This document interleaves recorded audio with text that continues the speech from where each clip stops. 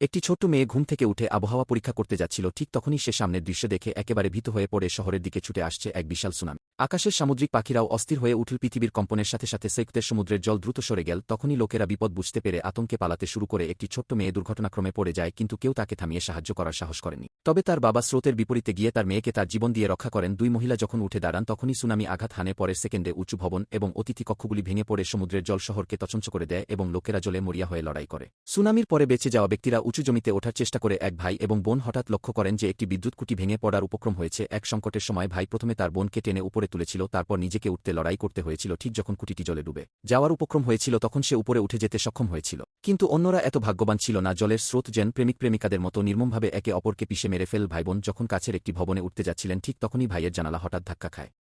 তারা ভেবেছিল সমুদ্র তাকে ভাসিয়ে নিয়ে যাবে, কিন্তু হঠাৎ একজোড়া কাপা হাত তাকে টেনে তুলে নেয়। সে বেঁচে যায়, কিন্তু তারা সুস্থ হওয়ার আগেই পরের সেকেন্ডে তাদের হৃদয় ভেঙে যাওয়া ব্যথার আর্তনাদ সত্ত্বেও তারা সাহায্য করার ক্ষমতা হারিয়ে ফেলে। অসহায়ভাবে তাদের ত্রাণকর্তাকে সমুদ্রে ভেসে যেতে দেখে তথ্য পেয়ে উদ্ধারকর্মীরা পুরো শক্তিতে একত্রিত হয় এবং একটি উদ্ধার অভিযান জীবন বাঁচানোর জন্য সময়ের সাথে প্রতিযোগিতা শুরু হয়।